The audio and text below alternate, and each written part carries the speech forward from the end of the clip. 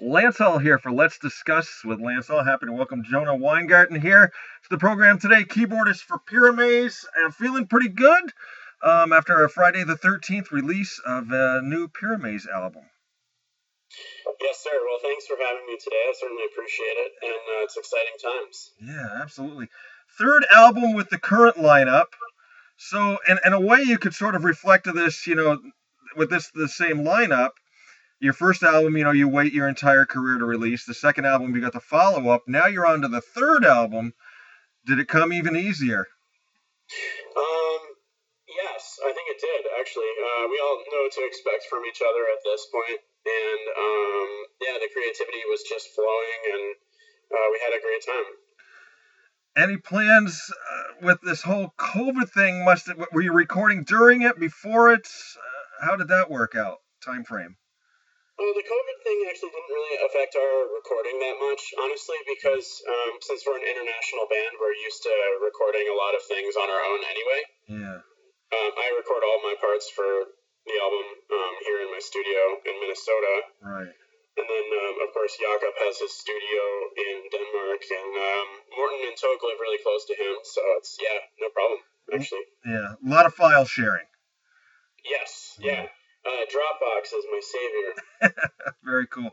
I also love the videos that you guys put up, particularly the one that you put up on World Forgotten for the orchestration, the breakdown vid, and all that. That was really, really cool. Yeah. Yeah, it was a cool thing to do. I was sort of wary about giving away too many of my secrets, of course. Right. Because I think that, over the years, of course, I've developed some ways of doing things, and I didn't want to give it all away, because I want there to only be one Jonah, Mm-hmm. Exactly.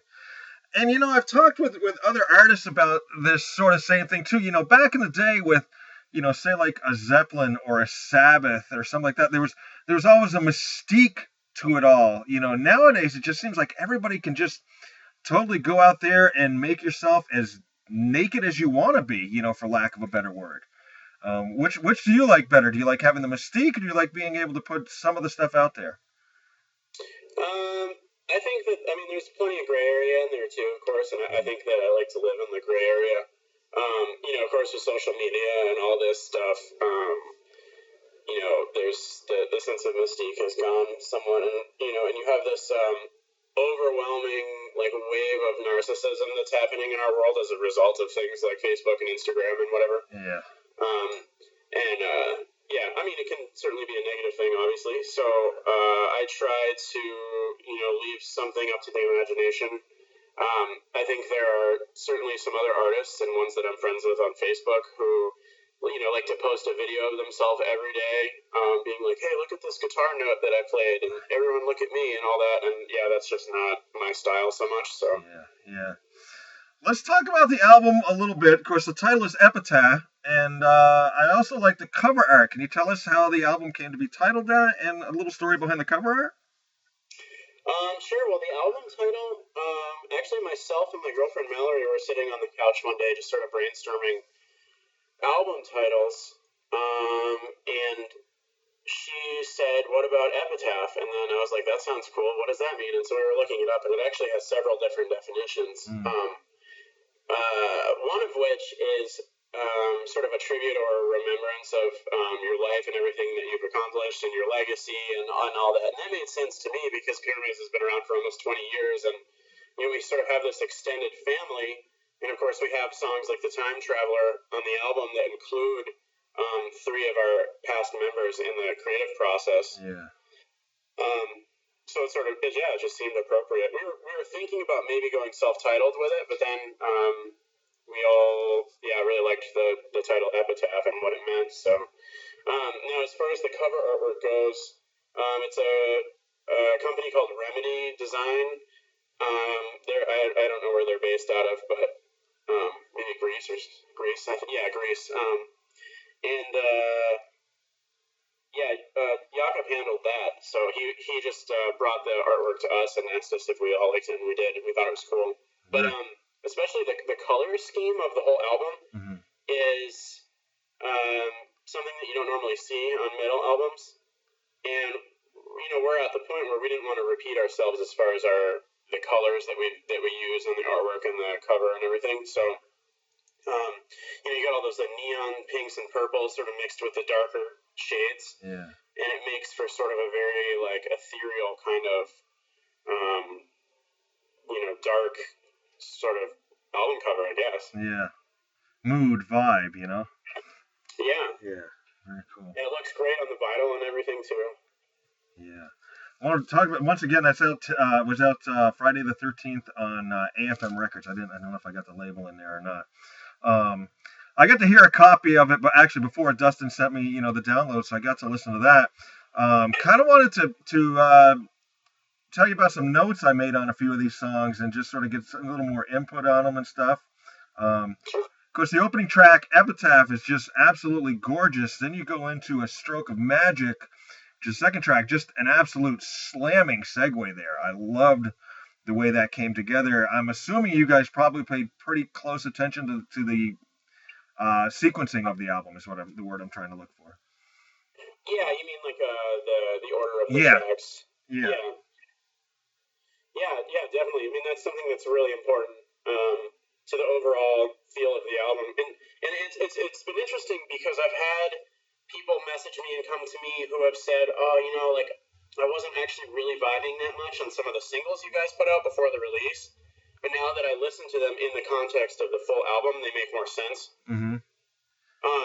So I think this was kind of an album that was a little bit trickier for us to pick a single or what do we put forth, because people are going to judge the whole album based on that song. Yeah. And of course that's extra unfair in this situation because it's all about the flow of the whole experience. But listening to the album from the start to the finish, and but yeah, I'm glad you like the title track, the album intro. That was a cool combination of some of my film composer influences like Thomas Newman and Hans Zimmer and some Alan Silvestri in there as well. Nice. Yeah. Cool. And yeah, I would agree. It flows into Stroke of Magic quite well. Yeah. The next track I made some notes on were Knights in Shining Armors, track 4. Just a total ripping track. And this is where I guess I noticed, sometimes when you listen to certain power metal bands, the keyboards are really busy. And the thing I noticed, and for lack of a better word, and in this track I noticed they were just sort of subtle, more mellow type, I picked up on that, and I thought that was really, really cool. Yeah, well, I'm not here to show off. I think I did that on the first few Pyramaze albums, so with all the shredding solos and stuff like that I always used to do. And now I'm just focused more on the overall atmosphere of the song, and I focus on things like what can I do to make the vocals shine more and bring them out and make them more powerful, or what can I do to make this guitar riff heavier. If I see myself as more of a team player, then I feel like the overall quality of the songs in the album as a whole is going to be better. Yeah. I don't know. I've passed that stage of my life where I feel like I need to play a keyboard solo on every song and all that kind of thing. So. Right. 2 tracks I picked out for lyrics in particular were Bird of Prey and Particle. Particularly Particle, just some real heavy lyrics there, and I like the Bird of Prey as well. Who writes the bulk of the lyrics? Is it a band combo or? We don't have any lyricists in the band. We've been working with Henrik, the singer of Anubiscate, for our 3 most recent albums. He's been handling the lyrics and vocal melodies. Mm-hmm. But on this album, it's a mixture of Henrik and then another fellow by the name of Christoph Astierna, he's the singer of a Danish rock band called Hero. Okay. And then on the Time Traveler, our original guitarist and songwriter, the founding guy of Pyramaze, Michael Kammer, who wrote our first 3 albums, we brought him back to write the story and the lyrics and vocal melody for the Time Traveler. So it's actually 3 guys this time. Very cool. My favorite track was Indestructible. I just loved the way the music and lyrics went in that track, and I love the outro on that track as well. Can you tell me a little bit about Indestructible? That's one of the songs that Christoph from Hero worked on for us. So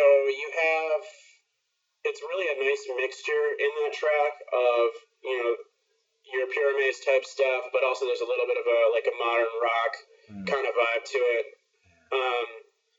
and it's super catchy. A lot of people have said that's their favorite song or one of their favorite songs. Yeah. So yeah, and the outro part with all the keyboards on there, that's definitely one of my moments that I got to shine on the album. I love the piano and the violin stuff I did there. Yeah. In particular. Yeah, fabulous.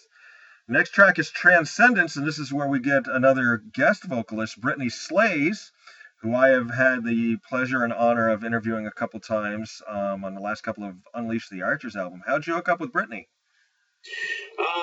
Well, Jakob produced and mixed the two most recent Unleash the Archers albums, which is definitely their two strongest albums in my opinion. Yeah. So he knew them through that, and then I've been friends with a bunch of members of the band for some years now, especially Grant and Brittany, of course. And a couple years ago, myself and my girlfriend went to see Unleash the Archers play in South Dakota, and we had dinner with them and hung out backstage, whatever, all that stuff. And Brittany and I were talking about maybe collaborating at some point, so it's nice to see that come to fruition. The song Transcendence is one of the songs on the album that I wrote too, so nice. I got to kind of selfishly be like, hey, I want you to sing on this song, Right. In the past, anytime we've had a female vocalist guest on our albums, it's been on a ballad, so I want to, when you have a singer like Brittany, you want her to sing on something that's more driving and powerful also. I mean, she could knock a ballad out of the park, but, I really felt like her doing a power metal duet with Terria would be awesome, and, well, what you hear is the end result. Yeah, definitely. Final Hour. It's kind of a different kind of track. I like the kind of staccato vocal on it, and the riff was killer on it. That one was really good. Yeah, to me that's one of the proggier tracks on the album. I don't know if you got that vibe too, but yeah, it's kind of cool how the verse just starts immediately. That's not something you hear that often in metal. There's always usually some kind of instrumental intro, whatever. Yeah. And so, it's sort of a cool approach to the songwriting on that one where we just start the verse right away. Definitely. World Forgone was a great message in the song, I think, particularly in these times. Love the video, particularly the kids in the video. Were you in on the video making process at all? Any ideas, or was that somebody else? Or I mean, I was there when all the footage of Terria was filmed up on that mountain in Norway. Yeah.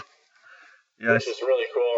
All the nice drone footage and everything like that. That mountain was amazing, and the view was amazing. But the song itself, it's about essentially trying to leave a better planet for our children. Everyone in the band has kids, so yeah. We wanted to do a song that was for our kids, but also for all the children of the world. Great. It's a great song, great video. And of course, the last track is a Time Traveler Epic. You talked about how you brought in some other members, former members, singers and everything. How did that all come about with getting everybody together? Was that sort of planned, or did it just sort of happen? Well, in 2016, Pyramaze played Prog Power USA, and we did a special show where Lance and Matt each came and joined us on stage, and they each sang 3 songs from their respective albums that they sang on in the past with Pyramaze. Yeah. And then in the end, we finished with Disciples of the Sun, which was kind of our big anthem, and where all the singers were on stage at once. And then it was sort of this magical event, and we wanted to, that planted the seed, I guess, and we wanted to recreate that in an album, where we had a new song, a longer one, and it had all the Pyramaze singers ever on it. And then, of course, bringing in, Michael, who founded Pyramaze, to write the lyrics and the story and everything. Vocal melodies really tied it all together nicely. Yeah. I looked back up. I actually got to talk to Matt a few years ago when he was on the Ashes of Ares album. Great guy. Killer singer as well. Yeah. Oh, yeah. Yep. He's one of my favorite people in the world. Absolutely. Now, I'm sitting about 30 miles north of where you graduated high school from. You were Montpelier High School class of 01, I believe you told me, right? That's correct, yep. And how did you get, and with Montpelier, I also read earlier you were totally into like the Napster things, right? It's where you discovered a lot of these bands from overseas and stuff. I got to ask, how much time did you spend at Bookspieler trying to get Fred to order you some of those CDs you had found? I ordered ordered all my metal CDs from Bookspieler. That's so awesome. Wow. No one has ever brought up Bookspieler to me in an interview. Of course, this is a unique situation, but yeah, right there on Langdon Street. Yeah. I remember I got all my In Flames CDs from there, and like my Primal Fear CDs, and anything I could get my hands on from Europe when I was in high school was special ordered through that place. It's still there. Yeah. I go down by. I bought some vinyl. I bought the Spinners Live there just a couple weeks ago. Okay. So nice. Yeah, still there. So obviously when you were in school, now did I read? I want to make sure I don't get this confused. Are you self-taught? Did I read that about you? Yeah, I'm 100% self-taught. Okay. Were you like in band or any type of music classes in school or anything, or is that just something you dubbed around with on the side? I was in like the orchestra and the jazz band in elementary school, and that was kind of how it all began for me, because my music teacher recognized obviously that I had some kind of ability, and called my dad to tell him, and I was like the class clown kid, so when my dad got the phone call, he was like, "Oh great, what did Jonah do now?" Right. But it was like good news for once. It was hey, your son is kind of talented, and did you know that? And my dad was like, "No, I didn't know that." And so he got really excited, and he went and bought me a keyboard, and yeah. Nice. It's all from there. Now, this is something I'm always curious about. When I hear people say they are self-taught, how do you self-teach yourself something like keyboard? Do you read like a book about it, or you just plunk away and eventually hit the right notes? How does that happen? Well, over the years, I've picked up enough theory that I can get by. I know what all the notes are on the piano and, some scales and things like that. But other than that, it's just about, playing by ear and absorbing music and, just listening all the time. And I think really it's just been my passion that's guided me through it. Because I could sit down right now and write a symphony, but I don't know how to read or write sheet music or anything like that. I just have that intuition or that natural ability where I know how to do all the different parts for the orchestra, and I just know what sounds good and what sounds good to me, and if I like something as I'm playing it, then that's how it manifests itself into a finished product. Yeah. I am so jealous of that because I have no musical intuition at all. I've always wanted to. I've, fiddled around a little bit with acoustic guitar and stuff, and I never got anywhere. I can always talk real good, though. So I said, well, if I can't play music, I'll talk to the people that can, So. Well, what you do is just as valuable to the industry and to, what bands are doing. So, yeah, what you do is extremely important, and you're a vital part of the scene in the community. I appreciate that very, very much. I want to take you back to your first band at 16, Shallow Grave, Eating Your Intestine. Was that a song with lyrics, or was it an instrumental? Wow, how do you even know that? That's amazing. I do a lot of research. Apparently. So I started this, my first band ever was called Shallow Grave. And we had one song, and we recorded it on a cassette tape, where you just push it had a microphone on the cassette player, and so you just push record. And it was absolutely wretched, probably the worst thing you could ever hear. I wish I still had that cassette tape, because obviously there was only one copy of it, too. Shallow Grave was me and my friend Tim Klein and my other buddy Jeremy. There was only three of us. It was just it was so stupid, but there you go.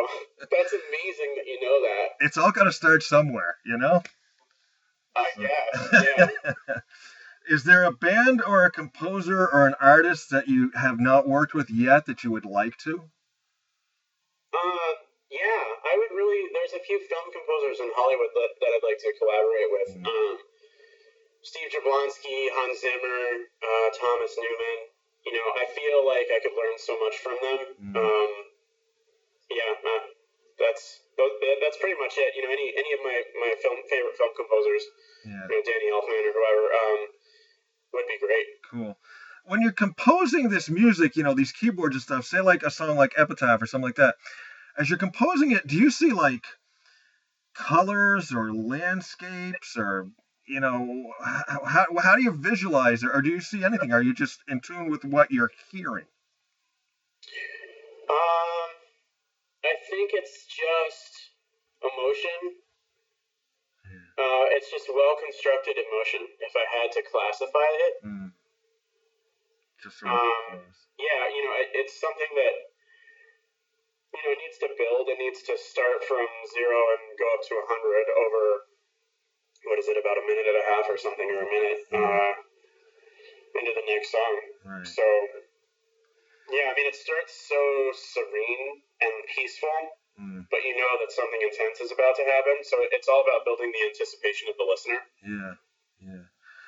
The other thing I found fascinating about you is you grew up in Vermont. You now live in Minnesota. You've got, you're part of a band that's based overseas, like in Norway and stuff. And then your first band was in Australia as well. You have become an absolute world traveler throughout all this. Yeah. When I was 18, as soon as I got out of high school, I was just itching to go. And so I found a band on mp3.com called The Infernal Method, and I started talking to the guys. I really liked their music. They were from Sydney, Australia. Yeah. And they probably thought I was crazy, but yeah, so I know my family did. I sold everything I owned, including my guitar, and I used the money to move to Australia to go play with them. And, of course, it only lasted a few months or whatever, but it was a good experience, and I learned a lot from it. Yeah. Wow. And then immediately after I got back to the States from Australia, that's the day I got in contact with Michael, and he was starting Pyramaze. Nice. So seamless, the whole thing. Yeah. Going forward now with Pyramaze, everything's in lockdown and hold up and everything. Are there any more, videos in the can or lyric videos you're going to put out? What do you guys have going forward from here? Oh, yeah. We got a couple more things up our sleeve. I don't want to spoil the surprise. I don't know when this interview will be posted, but I'm going to post it on Monday probably. So if you can't tell, no, that's fine. That's fine. We'll leave the mystique. For sure. Yeah. Very cool. Jonah, I like to finish up with just sort of silly questions. I'm hoping these are questions you've never been asked before. Sound good? Yeah. I mean, you've already dropped a couple things on me that I've never heard before, so let's rock. Right. Given your choice of household duties, would you rather do dishes or the laundry? Well, it's more what my girlfriend will let me do. She doesn't let me do the laundry because she's afraid I'm going to shrink all her shirts and ruin all her shirts. Okay. She's actually sitting next to me right now laughing, and I'm here in the background. So this morning I did the dishes, not because I would rather do them, but because that's the only responsibility that I'm allowed to have out of those two options. All right. Favorite toy growing up as a child? I had these things called Omegals. They were kind of like giant life-size, like these sort of tubes and joints and things like that that you could build things out of, like build forts and all kinds of stuff like that. Yeah. So yeah, my Omegals. Very cool. What is a day off from music like for you? A day where you're not going to compose, not going to record. If you have those days, what's a day off from music like that for you? I make sure that I get at least one of those a week. For my mental health, it's just good to. I just want to be Jonah, not Jonah the musician. Usually get up, have some French press coffee, go to the gym, and then probably do something like eat a lot of chicken wings. Perfect. First car you bought with your own money? That was a Subaru. Being a Vermonter, everyone has a Subaru. Everyone. So. My daughter has a Subaru. So yeah, see, Subaru Impreza. Nice. I used to be a ski technician when I was in high school up at Bolton Valley. Oh, really? Okay, cool. Yeah. Very cool. And I needed something to get up and down that mountain too. So. Definitely up that road. I remember that one well. Yeah. Mm-hmm. Absolutely. Late at night and you're hungry, what do you grab for a midnight snack? Ooh. I like, I don't know if they have Hy-Vees around Vermont. They probably don't. There's a grocery store called Hy-Vee, and they have these like hot, spiced, pickled green beans and Brussels sprouts and stuff like that. Nice. So I really like spicy pickled vegetables for some reason later at night. Okay, very cool. If you could pick a TV show to have a piece of music, be it either a Pyramaze song or something you compose or something, what TV show would you like to see a piece of your music appear in? Probably the animated series of Castlevania. Okay, very cool. I feel like, I watched that show and I'm like, oh man, I wish I could have done this score. Because I think I would have knocked it out of the park too. I love doing stuff with really dark church organs and making it epic and throwing harpsichords in there and all that stuff. So nice. Last one, and this is the one we have the most fun with. If they were to make a movie of your life, who would you have portray you in the movie? And it's your movie, your life. You can pick anybody. That is a good question. Probably. Well, I think that you would have to have the different eras of Jonah. Yeah. So, like, current Jonah would probably be, like Chris Pratt or someone like that. Someone that's, like, kind of funny, I guess. Yeah. But then older Jonah, I would want Tom Hanks to play me because he's my favorite actor of all time. Very cool. I was waiting to see if your girlfriend was going to toss out a name because when I interviewed Matt and I asked him that question, he says, well, my wife was saying The Rock, but I think that's for her benefit. Mallory, would you like to answer that question? He's a bit taller than you, but I think of like John Krasinski when he has a beard. Okay. Okay. Yeah. Oh, you really think highly of me. Yeah. Very cool. Very cool. That's awesome. Well, Jonah, it's been a hoot talking to you today. You grew up in Vermont. You move out to Minnesota. You just don't want to get away from the snow and the cold, do you? I guess not. I mean, I did live in the South for about 10 years, and I got really, aside from the barbecue, which was awesome, I got really sick of it other than that. So yeah. I just sort of vibe better in this environment. Yeah, and it gives you an excuse to just spend all day in the studio when it's cold and crappy out, Oh, yeah. Yeah, actually, yesterday I started writing album 7 for Pyramaze, so nice. It seemed appropriate since the album 6 was coming out. It's like, okay, it's time to start working on the next one. Never one to rest on your laurels. That's cool. Very cool. Never. All right. Jonah, thank you very, very much for taking the time to chat with me here today, and good luck going forward with everything. And if you ever get out here to Vermont, to visit anybody, shoot me a message. We'll try and hook up and go out and have something to eat somewhere. Yeah. Hey, we should go to McGillicuddy's there on Langdon Street. We can do that. It's now the Langdon Street Pub. Oh, they changed their name. That's right. Yeah, new owners took it over. It's now the Langdon Street Pub. And just to give you a little bit of background on that, for my day job, I go around and clean beer lines. I take care of draft systems. So I can tell you which lines have been cleaned the most and which tap and everything. And we'll drink fresh beer out of a clean line and tap. That's awesome. That's definitely some insider info right there. Absolutely. Comes in very handy at times. Yeah. All right. Take care, Jonah. Give my best to Mallory as well. It was kind of nice to have her jump in and enjoy the rest of your weekend. She's my better half for sure, Awesome. Take care. Yeah, take care, Lance. Thank you. Okay, bye-bye.